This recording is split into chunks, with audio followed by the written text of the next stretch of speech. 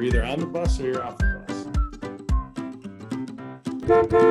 Welcome aboard. It has been a bit since we have last had a podcast go to the airwaves, and finally we are here. We found some time, and this is episode 15 of Ridin the Bus, the official I Am a Wild podcast presented by Explore Minnesota. I'm Ben Gislason, voice of the Iowa Wild. The gentleman to my right and the voice you're about to hear if you're tuning in via a non-video platform on our podcast is Joey Goldstein, Director of Marketing for the Iowa Wild. And just like me, we're not going to give our full titles because they're way too long. And we have way too much to get to. Apologies to those who were refreshing in December, waiting for a December episode. It just didn't happen. We had plans. We did. That's a good point. We're not lying about this. No, we had plans. Yeah. We were going to do it like right before the Christmas break. It was going to be great. I think we had guests lined up. We were ready to go. We had today's guest lined up. Yep, we were all ready to go. And then I got sick, and we had to cancel. Way to take onus for it. Yep, I got sick. It was on me. I got sick. Shame on you. Cancel it. You purposely went around licking railings, didn't you? Trying to get sick. I just couldn't help it. Couldn't help myself. Didn't want to do the show. Yep. His fault. Next thing we know, it's the holiday. Then I went home. We talked about, do we do it remote? We said, no, we're not going to do it remotely because it's cooler. We're all doing it in person. Everybody's here together.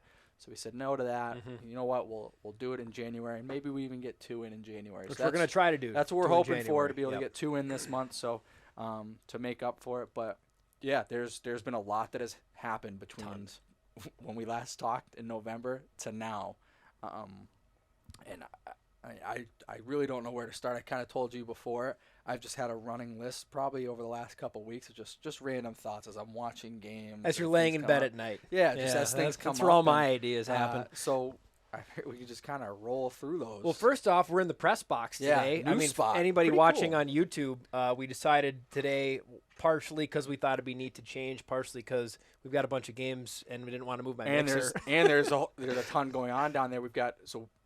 We have our second half media day coming up. So the locker room we normally film in, they're setting up and staging for that, for what is going to be shot tomorrow. Junior Crash Course comes in today, so they're taking up some of the locker rooms in that back hall as well. So we figured this is just the easier of all the options, and it's a cool view.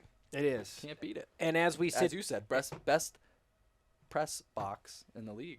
Best I've been to, and I've not been to every arena in the league yet. But this one is as spectacular as it gets from a vantage point. But a lot to catch up on as we record today. And this episode won't be coming out until after the weekend. We're getting ready for Milwaukee.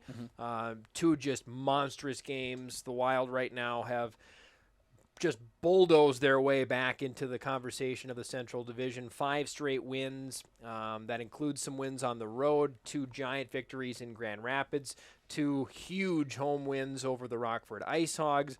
It really has been an outstanding start to 2023 for this Wild team, and they're getting contributions from everyone. Jesper Wallstedt's game has shot to the moon since the beginning, and really since the end of the first pre-holiday portion of break. He started picking it up there, but he's jumped right back in since the holiday return. Zane McIntyre was just marvelous in the win at home over Grand Rapids, a 2-1 shootout victory. So it's not just one line, it's not just one D-pair, it's not just one goaltender. Everything seemingly has started firing on all cylinders on every facet of Iowa's game, and they're playing with just oodles of confidence. And I can say that now because I think with the way this team's playing, and we could go back and laugh at this next week, sadly, if the Wild don't perform well this weekend against Milwaukee, but it does just feel like this team has moved past the point of no return on they're playing the right way. Yes, there are still going to be spells where this team, I think, will have some struggles. They're not going to put on a win streak until the end of the year from now until April, but from what I've seen from this team, they found something that they were so just vigorously searching for in the first half of the season, and it's resiliency and its consistency. They've shown that resilience. I talked about it a lot earlier in the season, but oftentimes that resilience came too little, too late. Yep. They would get the last goal of the game, but it would only put them to within 1 or within 2. They'd give up an early goal in the third, and they'd score the next 2, and they'd tie it, and then they'd lose in overtime. They did that so much early in the season. Now those responses are coming right as the momentum shifts. After a team after they take a penalty, they get through that penalty kill. They give up an odd man break. Zane McIntyre, Jesper Wallstedt comes up with that crucial, pivotal save in those big moments. And then the Wild don't sit back when that happens. They say, let's get the puck back and let's go take care of business. It's been a really tour de force performance by them recently, and Tim Army has this club rolling on all cylinders right now. They have been a real joy to watch, and whether it's been at home or away, the road side, they're still lighting it up. They just had their 11th win of the season on the road when they were in Grand Rapids, 10 and 11, but the home side too. Now 7 wins at home. Let's not forget, coming into the holiday time, they only had 2 wins at home. So things have just really gone in the right direction for them. And we don't have enough time to cover everything that they've done to really put these pieces back together of their season. But it's been a sensational stretch for Iowa, and it seems to me they're winning the right way. And even though that doesn't mean you're going to win every game the rest of the year, if you keep that up, it does mean you will win more than you lose. Yeah, and it was something you said. I mean, really at the beginning of the season, those October, I think really September time, we started talking about what this team was going to look like. But that October episode and that November episode, the record may not have indicated it, but there was something there. And you could see that there was something there. And I think, honestly, the biggest takeaway that I've got from all this consistency is that Minnesota is healthy and we are healthy. Yeah. That was the biggest thing at the beginning of the season. There were a lot of injuries up top, which meant we had a lot of back and forth with our roster, and then we had a lot of injuries. So there was never that consistency in the lineup. The team that you've seen in this run here since the start of the new year, we're healthy. This is minus Mitchell Chafee. This is the team we expected to see. And Mason Shaw. And Mason Shaw. This is the team you expect to see at the start of the year. Now, imagine if you had those two guys in the lineup. It's maybe you're... Imagine if you even had one of them. Yeah, actually, I mean, it changes everything. Yeah. So that has helped the consistency a lot. But one thing I've also noticed, too, and playing on the road, you see it a lot because when you're watching AHL TV, you can see what other buildings are like, what the crowd's like.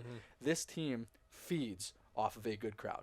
When there are a lot of people in this building, their energy is on a different level. And that's one thing that I noticed. I think it was the 2 games right before New Year's against Colorado. We had 2 amazing crowds. And that's really what kicked off this streak. And we've had consistent, good numbers in the last few games.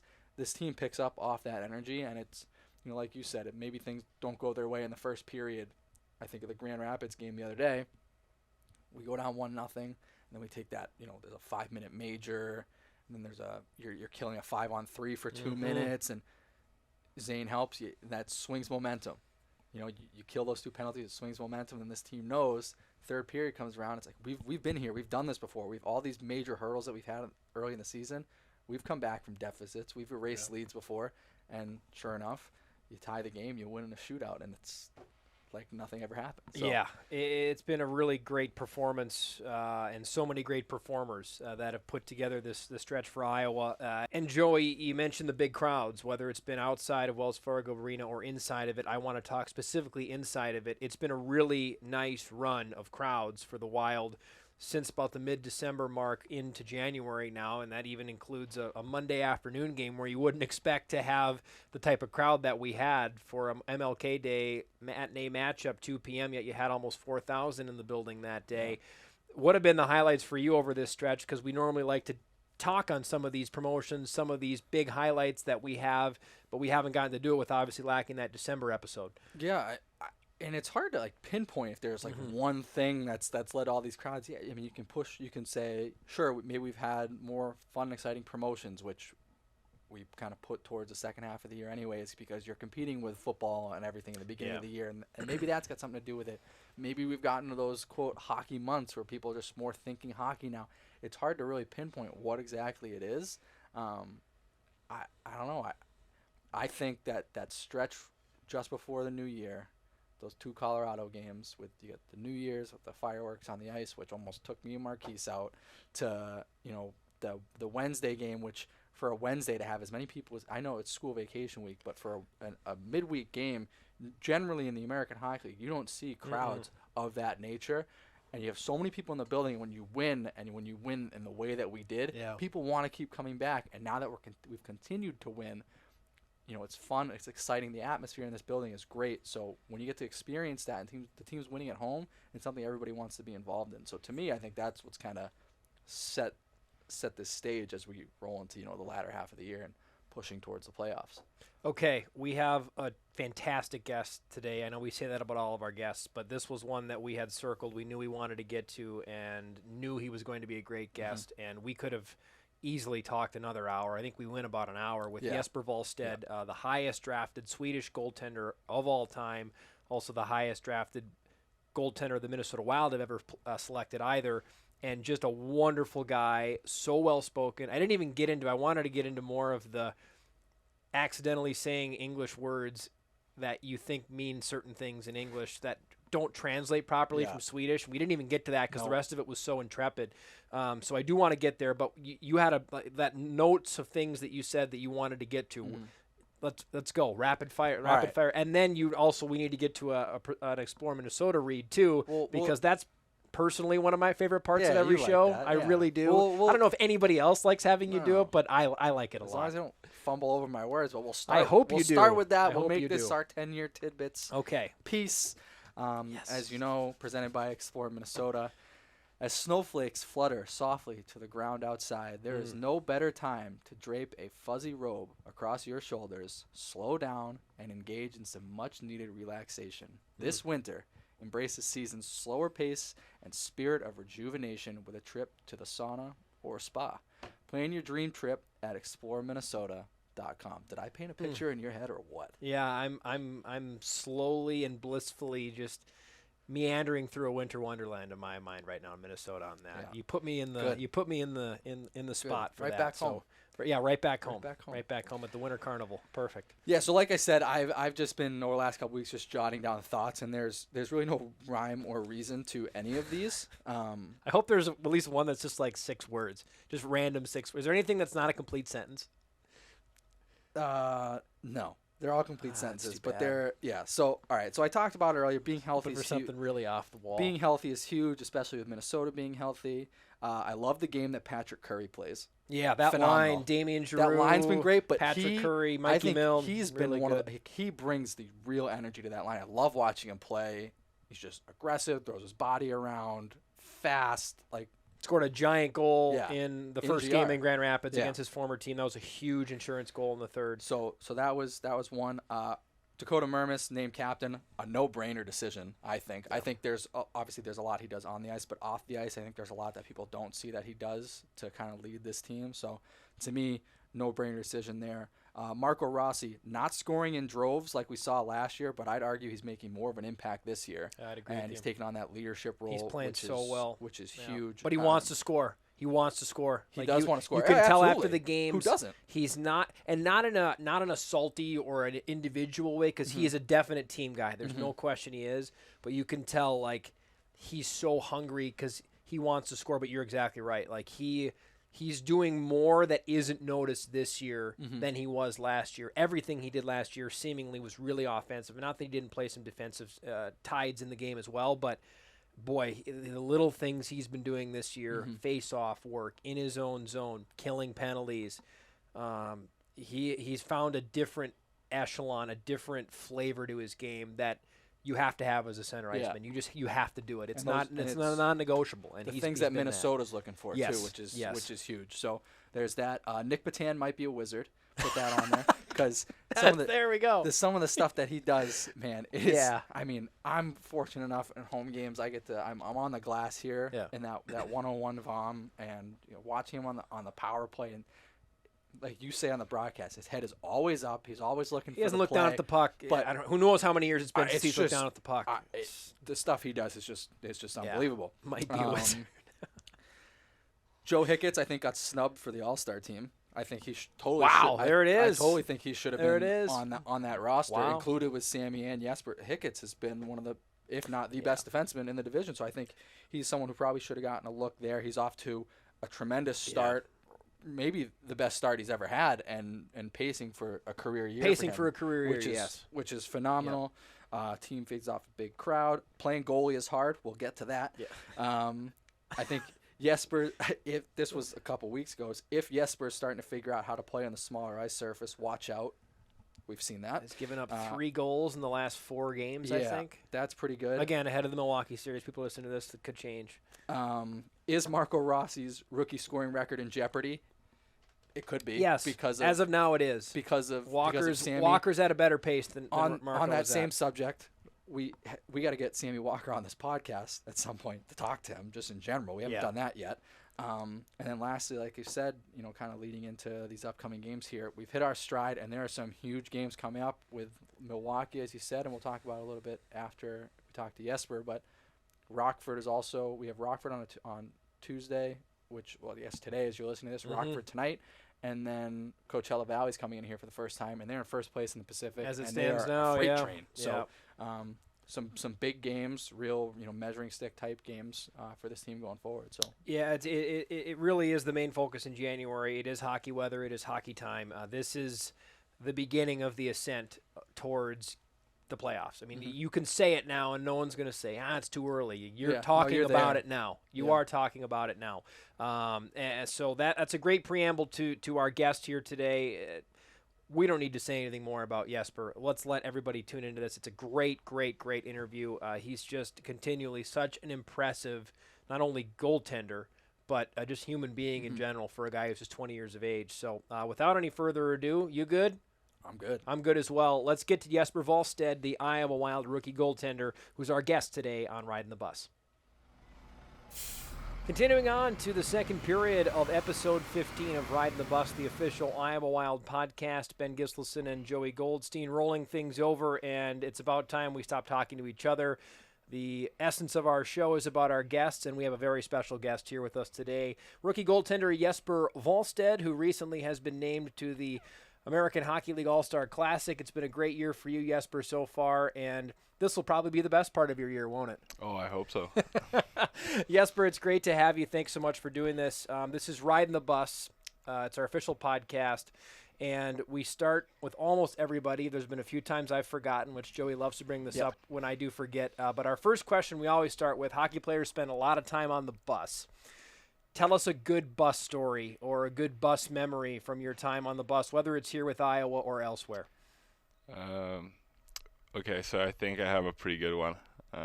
It was from my first season playing professional in Sweden.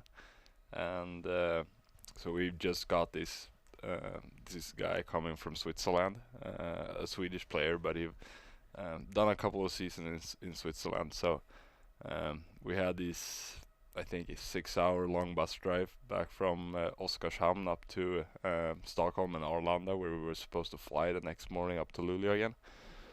And we had a bus stop during this trip at a gas station. So I was standing behind this guy who recently came back from Switzerland to play here in Sweden again. And they've had a couple of beers and so on the bus, so they were going a little bit. Like where this is headed. So we were all buying a couple of snacks. I think I was having like a bag of chips and a Diet Coke or something, and he was standing just before me, and he put up his thing and looked back, and there was probably like 15 guys behind him, and he was just like a little tipsy, and everyone just threw up your things as well. I'm paying for the rest of the guys. So everyone just put up. There was this huge like mountain of just chips, drinks, everything from this gas station, and yeah, he paid for all of our things there. So that was kind of a good. I think it was the first or the second road trip too that season, so kind of like a good introduction for me being a young guy coming into that league too. So that surprised me, and I still have that one with me till today. That's not where I thought that story was going to go. It ended up being a very good, sentimental, heartfelt story. And when you led with guys having beers, I thought something strange was going to happen. I wasn't going to go that direction. That's a great intro. And Jesper, we're going to ask a bunch of different questions, and we're going to start in Sweden. I know Joey has some questions for you too. I was curious even asking you that question. I wasn't sure what the travel was like for you guys when you were playing in the Swedish Hockey League, but even further back from that, growing up Västerås, Sweden, What's youth hockey like in Sweden? It's different everywhere you go. If you're from Minnesota, where I'm from, you've got mites and peewees and bantams, and then high school hockey. If you're from Massachusetts, it might be different. Canada, they have Adams and midget hockey. So it's kind of different everywhere you go. What's the path like being a hockey player in Sweden and trying to get not only out of diapers onto the ice, but then moving your way towards pro hockey? So usually you just play with the team where you kind of grow up. So me growing up in a little bit of a bigger city, I would say, in Sweden. We had around 150,000 people in our town, and it was Sweden's 6th biggest city, I think, growing up. So we were kind of a big city, but we didn't have a lot of good teams around us. So we were the best team in our kind of division where we were playing. And you were always playing with your own age, all the way up to, I think, under 16 or something. You were always playing with only the guys who were your age. So we were playing in our division called Västmanland. So it's the state of Västmanland in Sweden, and we were the biggest team, the biggest town. And when we were starting to get older and older, and we were the best team, so we decided to.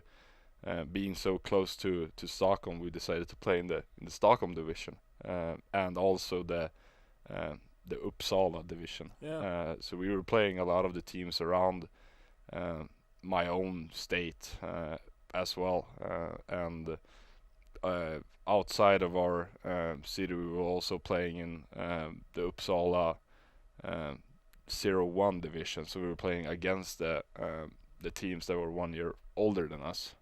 Because we were a pretty good team, I would say, growing up. And you do that usually are up to around under 16, as I said, and then from there you kind of get into playing with the ones who are 1 year older than you, making usually a team of, for me, 02 and 01s. And then you go under 18, under 20, and then you have the men's league. And around that time, when I was 14, I think I played in the under 16 league and the under 18 league from my hometown. Then I turned 15, played with the under 18 team and under 20 team for my hometown. And then after that, I decided to move up to Luleå when I was 15, I think, to where you kind of go into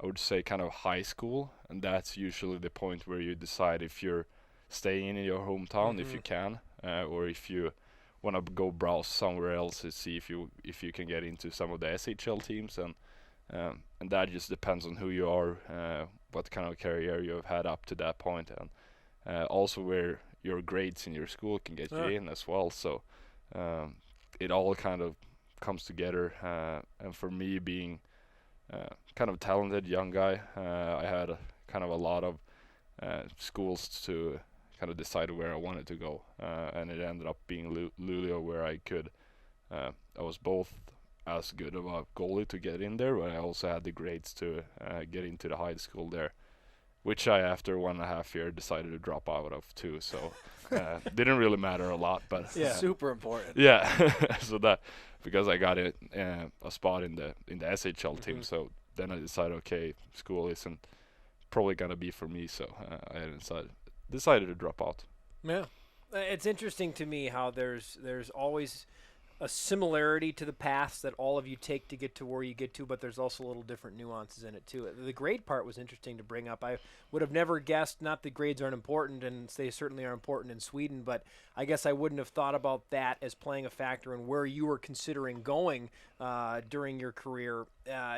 I did want to get to, before talking more about moving to Luleå, because I know that was a really transformational part of your journey, because you left your house at age 15 and you moved far north of your house as well in Sweden. But before we even get there, Joey and I were talking before the show, and Joey actually did this homework. This wasn't me. Found out that I knew that your father was a pro hockey goaltender. I did not know that your brother was also a goaltender. So our question was, did you even get an option about being a goalie, or were they just like, guess what, Jesper, you're going to play goaltender? What was getting into the goaltending position like for you in a family full of goalies? Yeah, so my my father was playing for my hometown as well. Maybe not when I was growing up. I think it was a little before that, before that time. But yeah, he was a goalie as well, and kind of has always been my goalie coach. Kind of like I've always been discussing with him when I get in the car after a game. I had a bad game, and he was like, "Oh, you should have done this, this, this," and so on. When I had a good game, he was always like, "Yeah, but you could have done this, this, this." So he's always kind of like been my own goalie coach when I was young, and I didn't have anyone else. And then, of course, having my brother being a goalie as well, I always looked up to him and watched his game. And he's 8 years older than me, so when I was young, he was probably playing junior for my hometown. So just following there, and my dad and my brother kind of joked about that. Okay, we don't want another goal in the family now. Like we want a player here.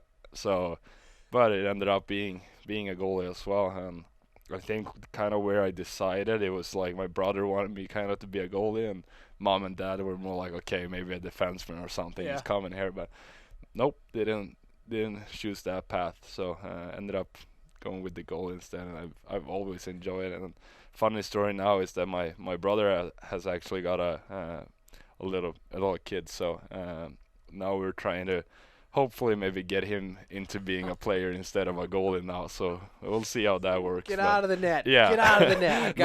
I've got to imagine when you guys you're growing up and you're playing outside or in the house. He was always going to be the goalie, and they kind of forced you to be the shooter at all times. Does that sound about right? Yeah, kind of. But then when I started to get a little older, I think I hopped into the net instead, and he enjoyed shooting. So I have a funny story there too. When I was pretty young, I was always playing floorball back home in my house. So right after kindergarten and school, I got home, and usually it was my grandma who picked me up.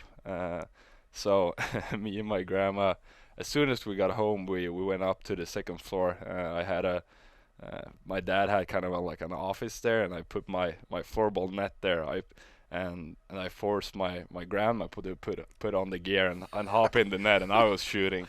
But then I got too old and a little bit too strong, so I was shooting too hard. So then we switched roles, and I hopped into the net, and Grandma was shooting instead. So that's a very fun story I had with Any me. injuries? Grandma ever take any injuries? The ice pack on after the game. Not that I remember, but it could have probably been some in there. Probably too nice to tell you if there wasn't. Oh, probably.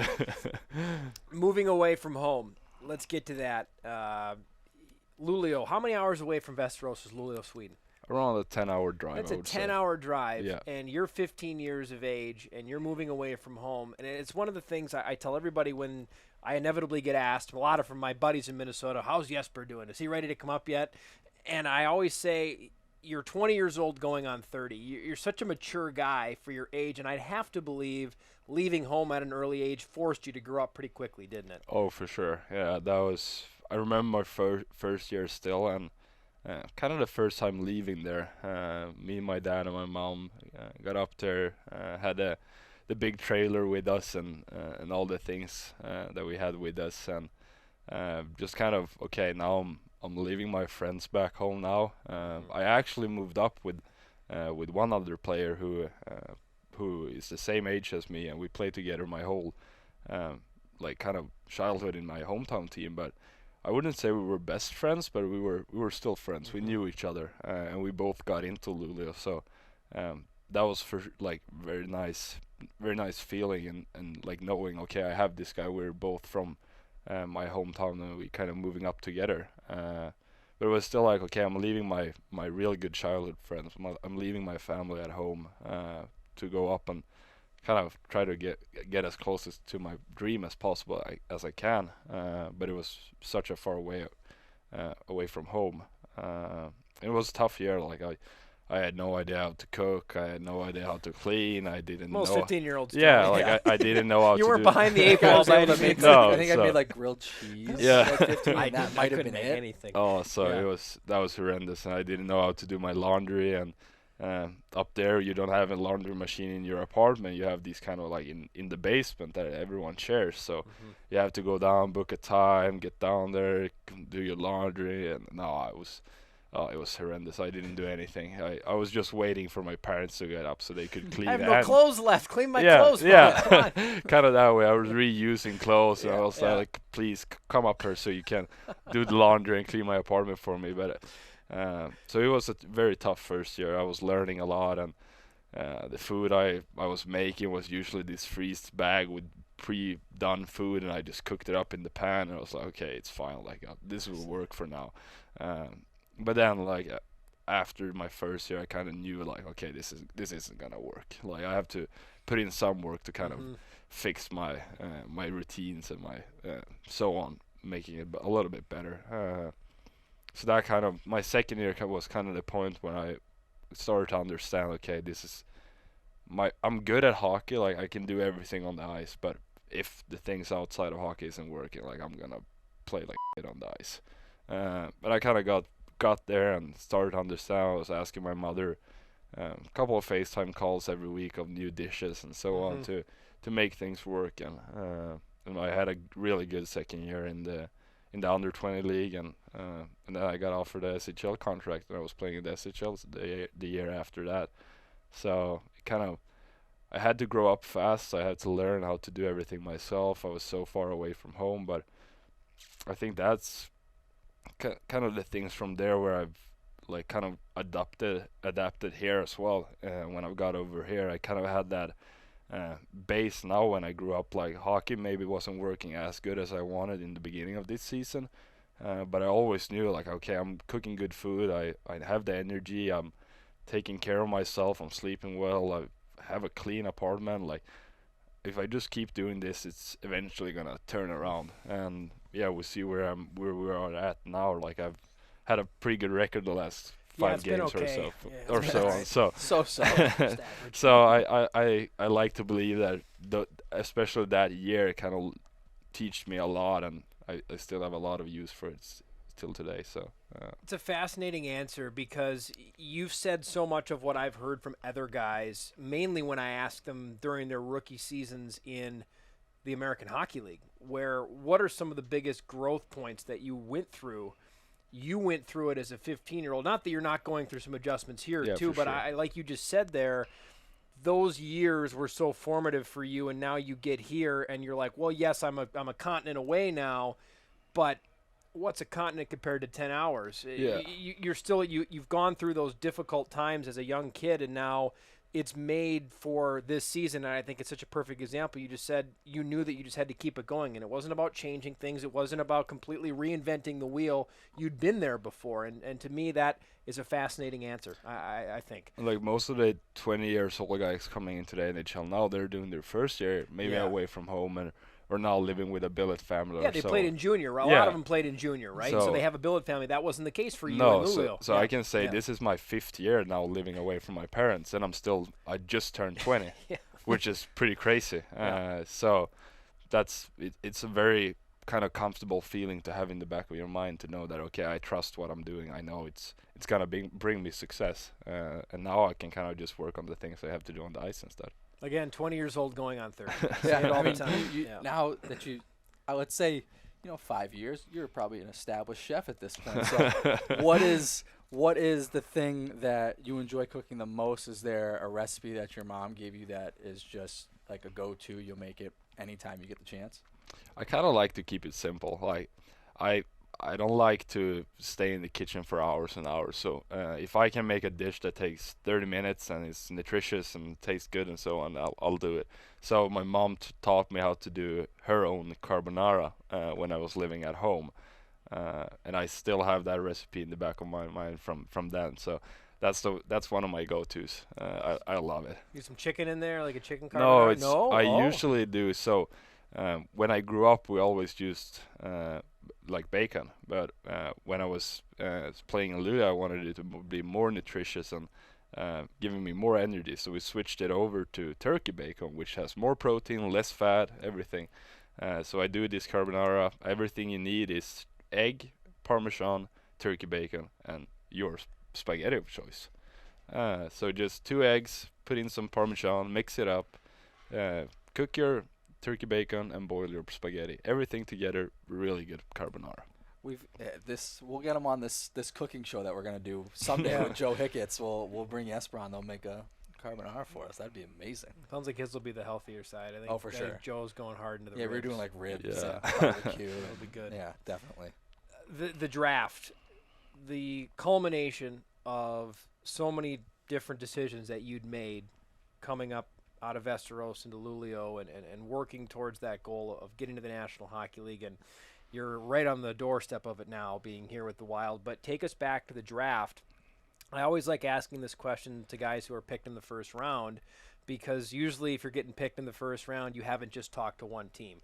Were there teams that you maybe thought were in the running that day? Who were some of the other teams that you maybe had an idea out for, and were the Wild one of them? Because there are times I know in the past where players had no idea that their teams were going to come out of nowhere and make a draft pick. So where did your gut say maybe you thought you were going to wind up going that day, and how did it all play out for you? Also being a little bit of a strange draft too, where you were in Sweden for it, where normally guys would have probably been at an arena somewhere, as it has been forever, dating back to the pre-COVID years of hockey. Yeah, so I'm gonna start this off at another end. So when I moved to Luleå, Philip Gustafsson just left Luleå to get over to Ottawa's AHL team, and talking with the goalie coaches up in Luleå, they said that Pittsburgh was the only team that Philip Gustafsson had not talked to during the draft. And they were the one picking him with their first pick in the draft. And now going over to my draft, Minnesota was one of the team I had only spoke with once in my whole draft. And I think I spoke with every team during my draft year. And there was a lot of team I spoke with 3, 5, 6, 7 times, especially like Detroit, Edmonton, couple of other teams I had. Teams looking for goalies. Yeah. So I was 100% sure that Detroit was going to pick me. Yeah. They traded up. They had the 15th pick. They're Swedish team almost. So they picked Simon Edvinsson with their first pick. And I was like, okay, 15th pick coming up now. Now it's my turn. Like now I'm going. Because I've heard from a lot of people that I was going top 10. So that was kind of the direction I was. But then I also told myself, like, everything can happen on the draft day. Like, I might not even be selected in the first round, where I wanted, where my goal was. Like, I wanted to be selected in the first round. That was my goal, and becoming the first Swedish goalie ever selected in the first round. So 15 picks, traded up. My brother was sitting next to me. He was like, now it's time. Yeah. Now it's time. And they selected Sebastian Kosa, and I was like, oh, wow. Oh, maybe I'm not getting drafted in the first round now. Like I felt like, okay, now wait, this is weird. It's funny how the mind works. Right? Yeah. All of a sudden you're like, I have no idea. Like now I can get picked. I feel like everybody who talks about the draft has a similar story. They're like, it's not gonna happen. I threw the phone. I'm done. Yeah. Like, no, but I got so surprised in some way because, as I said, I thought I was going top 10. Everything was leading you there. Yeah, and then Detroit, who I've talked with probably 7 or 8, they had interviews with my family. We were so in with them, so I was like, okay, they're gonna pick me now. And surely no, and not ended up happening. And then 5 picks later, Minnesota traded up and took me, and I got very surprised because those were one of the teams that I hadn't spoke with a lot. I had one conversation with them, and then I asked Bacher when I got here. I was like, why didn't I have any more conversations with you? Or if it was Bomber or Bacher, I don't remember.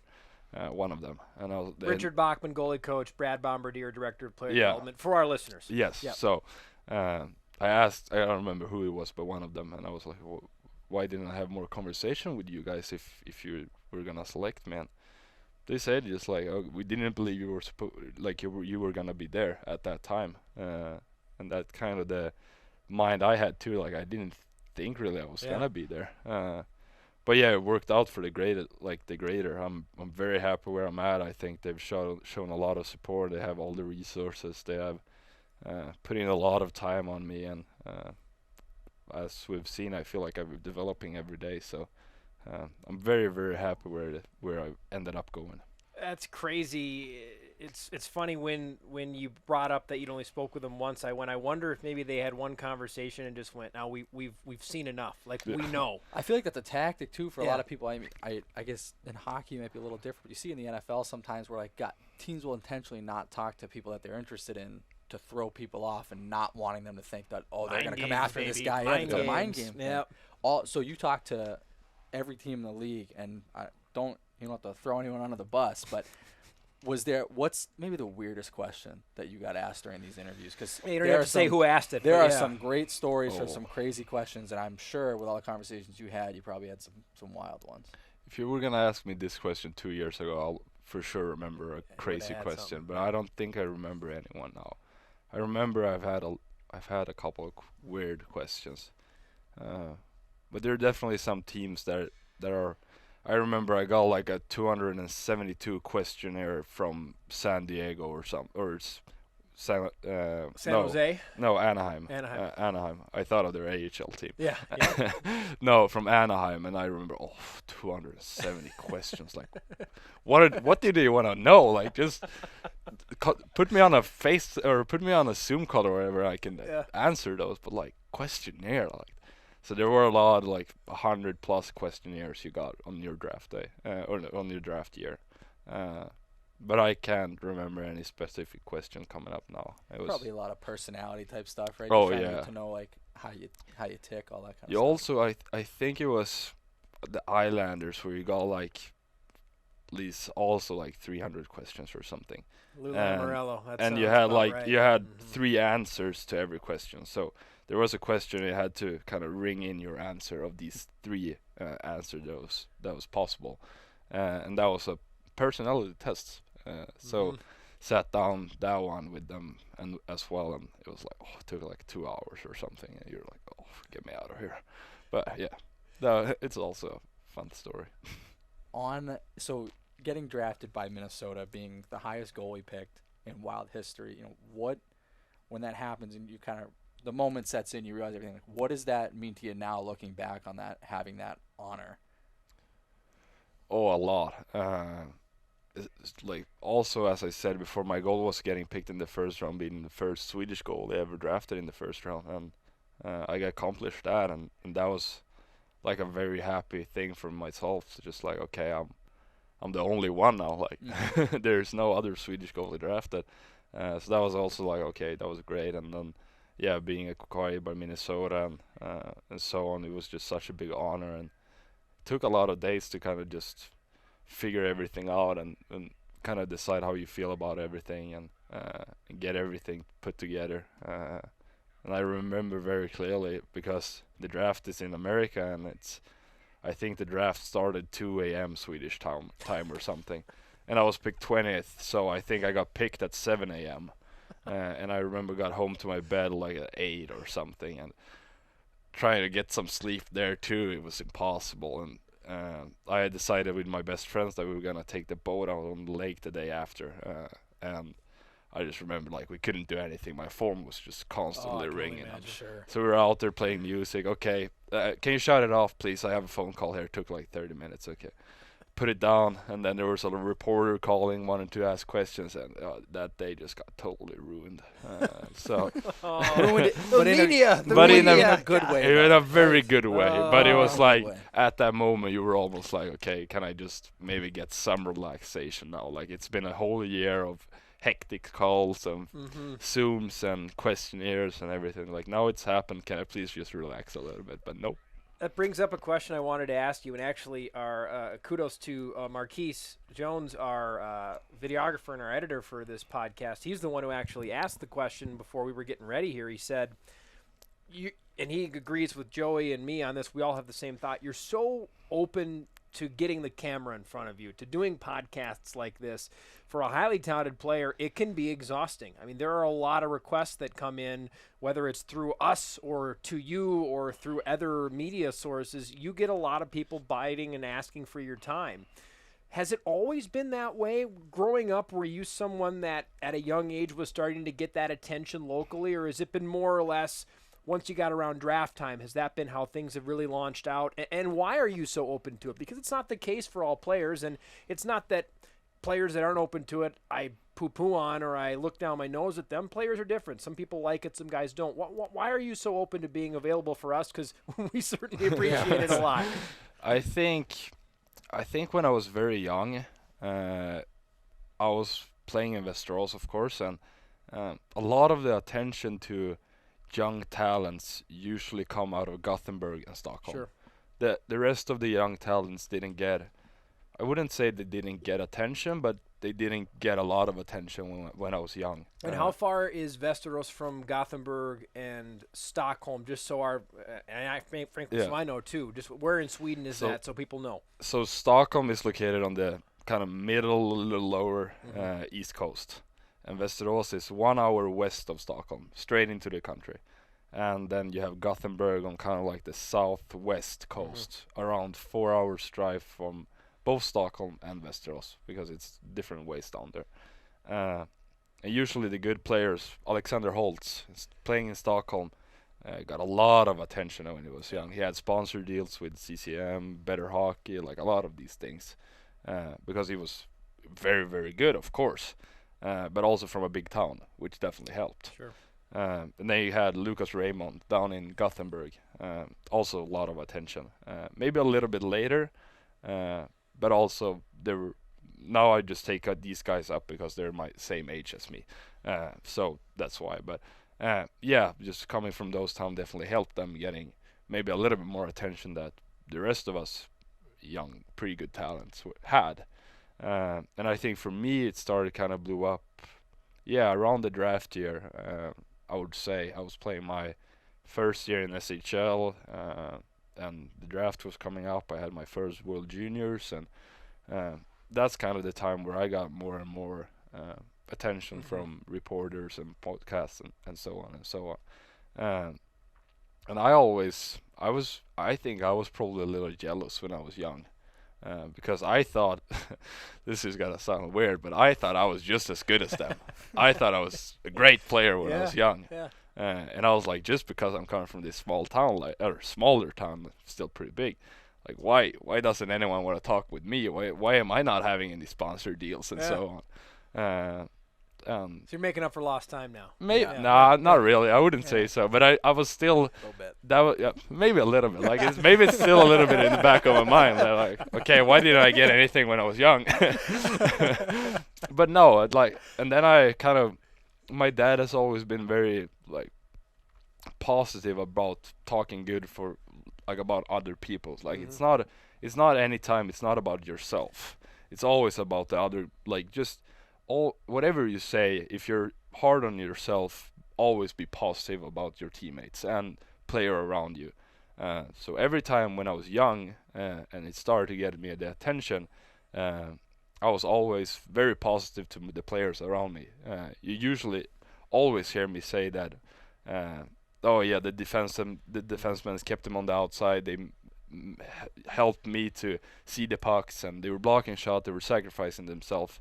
And that's just kind of something I've got in my mind from my dad. Just always be positive about your teammates. Like always be positive about the work they are doing, because they are gonna appreciate you.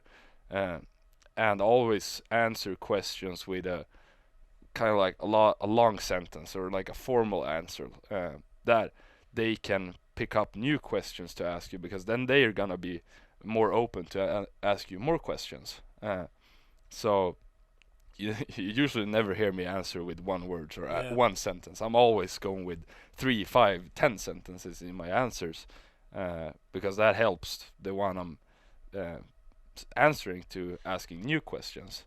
That makes me more interesting, and that makes everyone want to talk with me more.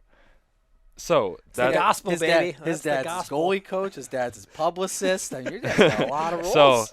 So that's kind of my thought, and it, of course the biggest thing, it helps me grow. Like it helps me showing who I am, making people get to know me, and hopefully making them getting a better picture of who I am, and maybe liking me more. So I kind of like to use it in a way to kind of put me out there, showing who I am, and not only like I don't want only people knowing me for the goalie that I am, kind of knowing me for the person I am as well. then I just love talking and getting to know new people and answering questions and everything. So as much as I can, I like to do everything. Like if I can do podcasts, lovely. Can I answer a couple of questions? Sure, perfect. I just enjoy it. I think it's fun. I think it's great. Media day is going to be fun tomorrow. Man. I'm excited. An absolute dream for a media team, Jesper. Absolute dream. But I mean, you're right, though, and you're a part of this generation now in hockey that I think is grasping that there is value not only for the organization when we do things like this, but for yourself. Yep. And you can help grow your brand and make yourself that much more valuable to a team, not only by stopping pucks, but by being a fan favorite type person. And so I think you're definitely onto something there, and certainly I think the game, and some people might not be a proponent of this, and as much as a blue-collar, old-school hockey guy that I am, I do love the fact that players now are starting to understand and starting to promote their own brands, because I just think that's only going to make our game that much more widespread. It's only going to make it that much more sellable, marketable, etc. And I'm going to go way off on a tangent now, so let's get it back in. We need to get going on the paradigm shift of media content in hockey, though I am a proponent of it. Joey, what did you have? I've been hogging the mic. Yeah, I mean, I just kind of obviously this year has been fantastic, especially as you said, you've gotten more comfortable. Things just clearly the game's picking up on the ice, but you get this all-star nod, you and Sammy Walker. So I guess I've been to a couple of the all-star games, seen kind of the fanfare and everything. What are you most looking forward to about being in Laval in a couple weeks? I don't know. I don't know what to expect at all, to be honest. I was very surprised too. A fun thing here too is that my dad called me. I think it was 3 or 4 weeks ago, and he asked me straight out, just, do you think you're gonna get to the All-Star game? And I said, no way, it's not happening. Like there's zero chance that I'm going there. Like I think I've been playing okay, but I have not the stats, or I have not the record, or I haven't done anything like really. Like I've scored a goal, that's it.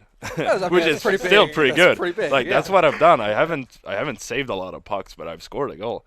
So he asked me, do you think you're gonna make the All-Star game? I said, no, it's not happening. So I'm just gonna take the days off and then get back to work. Like, and then we got it announced in the locker room, and I texted my dad. I was like, Dad, I made the All-Star team. I'm going to the All-Star game. And he's like, what? I thought you said you weren't gonna go. so yeah, it was a big surprise for me. I did not think I was going there at all. Now I've kind of turned it around a little bit, and my my stats and everything is looking better. So right now it kind of makes sense. And I joked with my dad, and I say I have to keep this going, because when I get there, I still want my numbers to look good. Like I want to kind of show that I belong here. So just a fun thing, but no, I'm very excited. I got very surprised, and I think it's just going to be a great experience. Part of, I think, you getting more comfortable here is having a fellow Swede in the locker room. Oh yeah, and Simon Johansson, and we tried to dig up some dirt with Simon, didn't get a ton, but I only got one thing. Yeah, we'll is there something maybe about Simon? Any funny stories you can tell me about Simon that we could then use later on? Or down Marco, the road? for that or matter, Marco, because I know you guys are tight. I don't know. Fun thing is that I actually didn't know Simon before this year. So I probably played with him. He's still 4 years older than me, I think. 4 or 3. So I didn't know him at all before this season. Met him at the airport in Stockholm, where we were going to a development camp. And from there we kind of started getting to know each other and lived together in development camp, came back, rookie camp, training camp, and now we're playing together, and we're the only 2 Swedes, so it kind of becomes natural to become good friends from there. But no, I haven't picked up any dirt on Simon. And if I had, I probably wouldn't out it. I'm the younger of us, so he's got to mind his elders. I'm just gonna have to keep him in good mind, so I can maybe stay on good path with him. On that front, I remember when we were flying to San Jose, and I got word. Actually, I didn't have word yet, but I was told to prepare like Marco could be coming. Yep. And the great story is these things I try to keep under wraps as best I can. And the flight attendant comes back because I had made a ticket for Marco just in case we needed it. We ended up not needing it. And the flight attendants always want it. They check each name and make sure they're in their seats before the flight. If we're missing anybody, they try to figure out where they are. So they come back to me. I'm at the very, very tail end of the plane. All the guys are sitting around me. And I think we had 2 tickets because Zane McIntyre also didn't come that flight either because he was recalled to Minnesota. So we had 2 just tickets to be had in case we needed them. They come back and they're, who's the leader of the wild party? And raise my hand and okay, so no Zane McIntyre, and I said yes, and before I could stop her, she goes, and no Marco Rossi, and you should have seen the necks on the plane. On every single guy, everyone was around, and he's sitting right in front of me. Jesper's right in front of me, and I remember this so vividly because a lot of other guys kind of turned around. I was like, really, where's Marco's coming? Marco, this and that, but you turned around and you said, is Marco coming? And you were genuinely interested because, and I remember talking about this with you in San Jose later. Not that you wanted to see Marco, you wanted him to stay in the National Hockey League, but it seems like it's been a pretty good send-down for Marco and his confidence right now. He's playing just outstanding here in the American League. But I remember you saying you wanted him with you, and you guys have developed a pretty good little friendship, even though Austria, Marco Rossi, Sweden, Jesper Wallstedt. What's been the connection there? Why have you guys hit it off the way you have?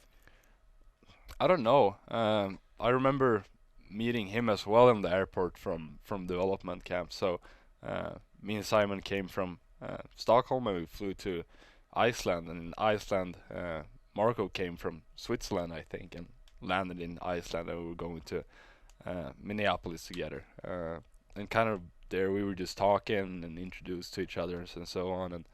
And then spending development camp together. And I don't know, there's just something like us being Europeans, we kind of have kind of like a similar lifestyle and similar minds in some way. Like we kind of think pretty much the same. And Europe is different from North America. So I don't know, we just found a connection there. And we're good friends. Like Marco, though, he loves to irritate me.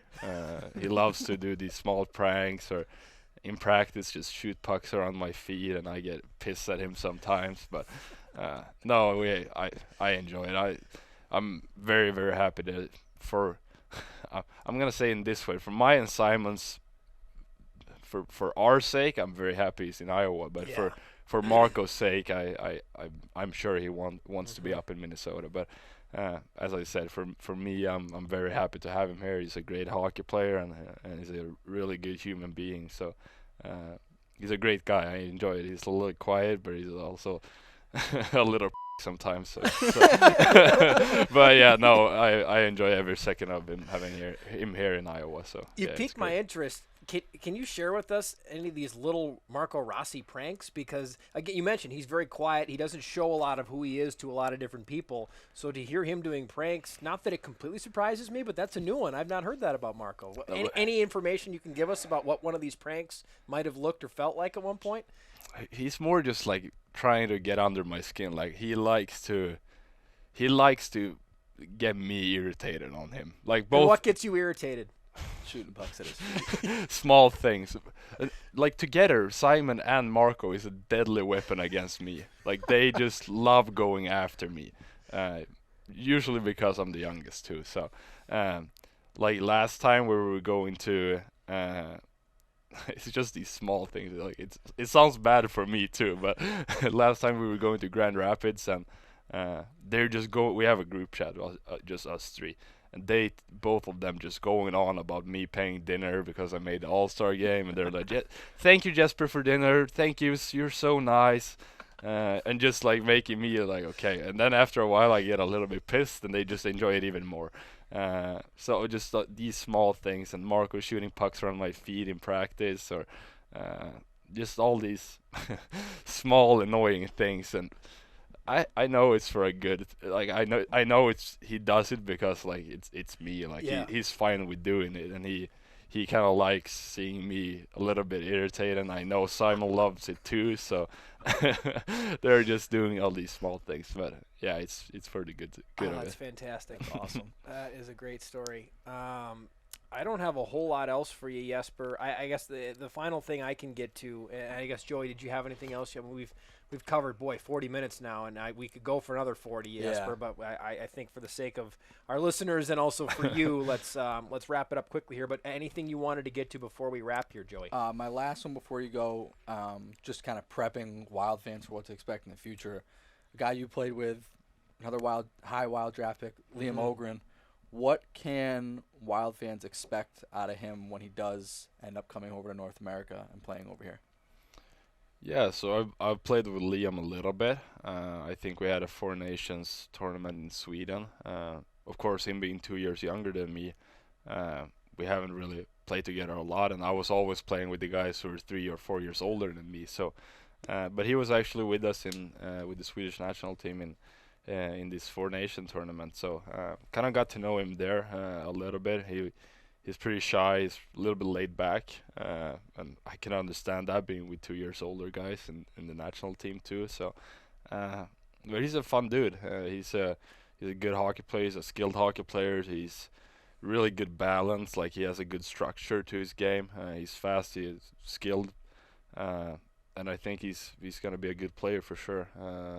And he was also over at development camp, and that's kind of the place where you get to know everyone. Like, that's kind of where you get to see all the prospects, seeing all the Swedes and so on. And he has a fun personality as well.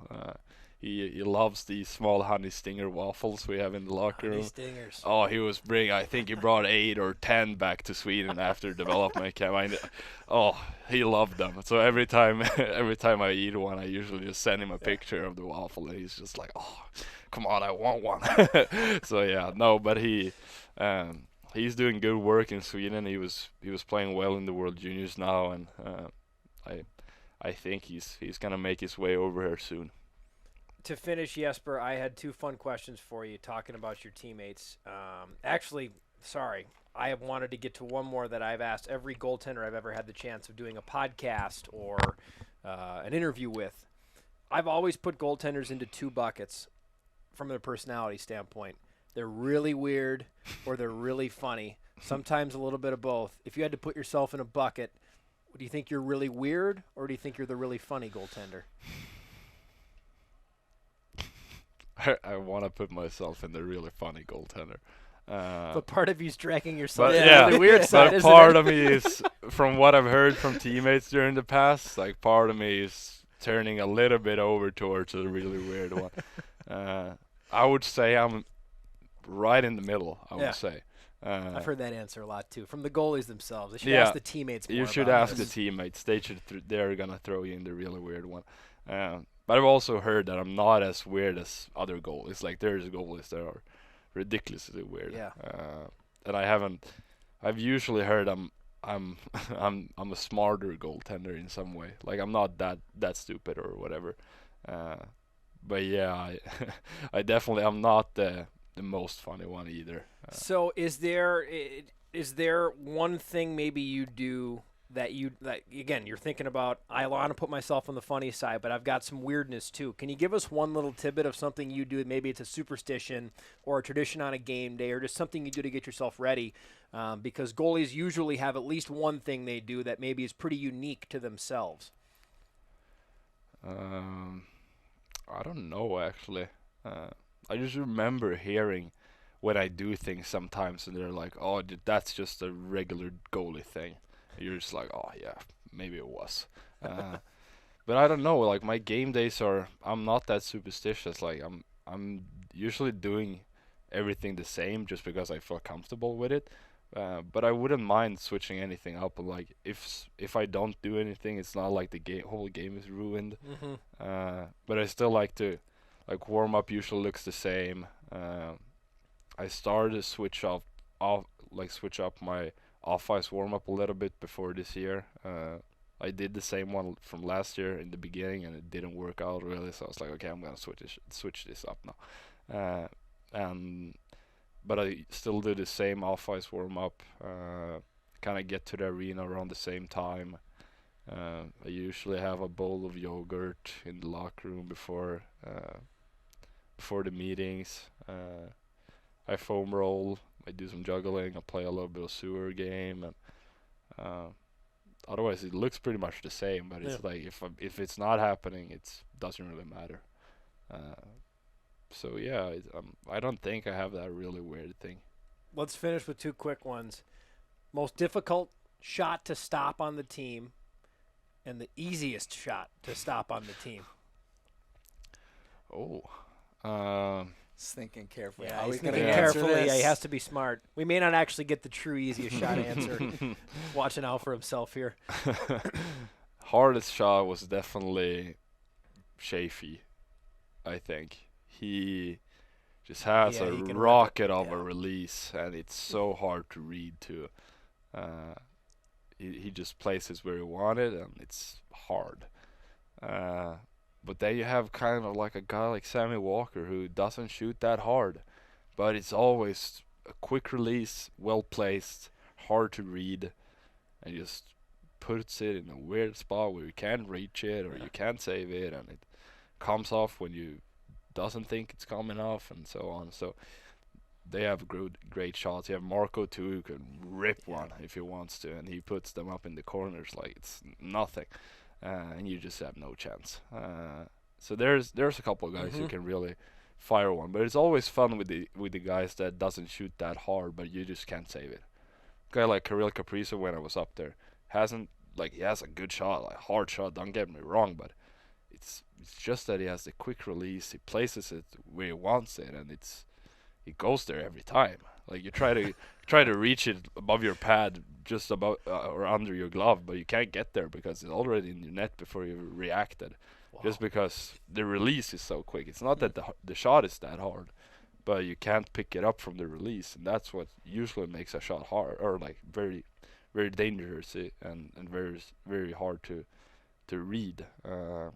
And usually when they shoot in location where you kind of not expect it from. We saw that Kirill Kaprizov goal against Dallas where he was below the goal line and shot it off the mask of Oderner and in. You're just like, oh, come on. Like, how can you be ready for that? Yeah. And like kind of like you look at the goal and like, why didn't you just sit at the post? No, because you don't expect it. Like you're trying to cut the pass or something and then there comes a shot from nowhere. So that's kind of the fun thing with these releases that aren't that hard, but they're just so unexpected. An easiest shot, that's a tough one. I'm gonna out my boy. I'm going Simon, just because he's the only one I can put it on. Only one I can make fun of. After all this, I gotta be careful what I say around Simon. I don't want to put myself in his bad graces. Here he goes. Worst shot of the yeah, no.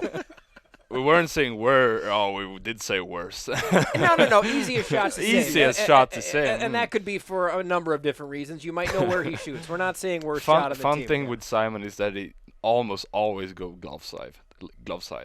He loves shooting glove side.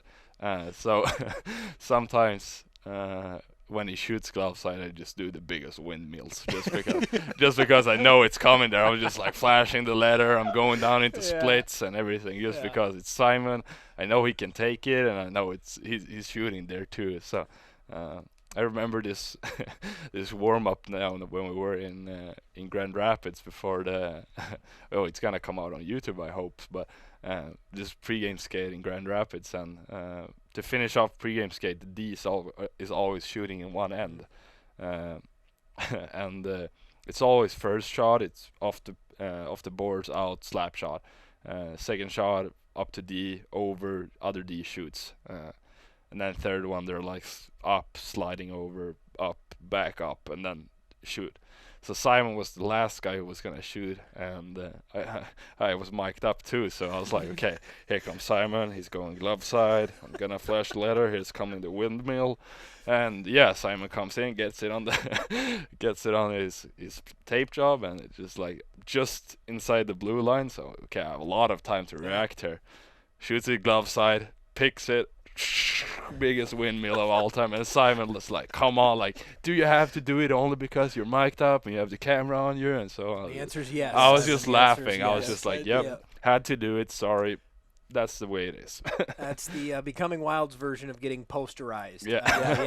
That's what that was. And that hopefully will make the final cut later on when that episode comes out in March. A nice little teaser for our fans. Becoming Wild, the Minnesota Wild YouTube series on players. They came and did a nice segment on our trip to GR, which was obviously a successful one a couple weeks back. So, Jesper, I can't say enough about this. I always look forward to times when I know we're going to get a camera and a microphone and get to chat. Super engaging, super gracious with your time, and some really interesting stuff. Thanks so much for this. Yeah, thank you guys for having me. It was a lot of fun, as always. A gigantic thanks to Jesper Wallstedt, the Wild goaltender, for providing us tons of time and a fabulous interview. Such a genuine guy, Jesper Wallstedt, and just so mature. We talked about that at length. Really good stuff from Jesper, and hopefully that really helped illuminate who he is to all of our fans, because as much as we love watching him play goal, he's as fabulous as a human as well. I think people are going to love it. I think people in Minnesota are they're getting a good one. Yeah, and when he is ready, when that time does come, people are going to be thrilled to have him. He's going to be a great personality for that locker room, for the organization. So I'm excited for people to see Jesper in a different light, how we just kind of saw him. And one thing they can keep a lookout for, we're doing a little player spotlight feature on him as well. That'll come out in the next couple weeks at some point. So nice promo. Keep an eye out for that. We wanted to make this quick. It's been a long episode because we tried to cover so much at the front end, and then Jesper was long, which is good. So we're not going to keep you much longer. We do want to talk about a bet. We got to our bet from November, thanks to the Minnesota Vikings, who then later on disappointed me in massive fashion with a very strange decision on fourth down recently. I won't get to there. You had in goal, and you stopped 3 pucks in a row, by the way, too. There was some dispute and some discussion. On the video, you'll see that where I thought it was 3 in a row. You thought it was just 3 in general. Marquise rewound the tape, went back, and we learned that I was incorrect. And it was indeed just 3 saves. But I think, and you agreed with me, that for the sake of the content, 3 in a row was better, because you'd have been out of there really quick, actually. Yeah. Guys missing the net and posts. You'd have been out of there pretty quick. Cut me some slack. I think I made at least a couple saves at the beginning there. I know that part of those, I think the third one might have been the glove save on Ty Ronning. So, it wasn't all that bad. But, yes, I did pay up on this bet. It was great hearing that I was right, as always. But, yeah, it's we're hoping to get that out to everybody. Not this episode, but our next episode, we're just going to tack it on right to the end. So if you're watching on YouTube, or if you're listening to this, go watch it on YouTube. You'll be able to see, the full cut of me, really just embarrassing myself. It's great. With these it's really guys. good. But Must it watch. It was a lot of fun. There were a lot of funny moments to it.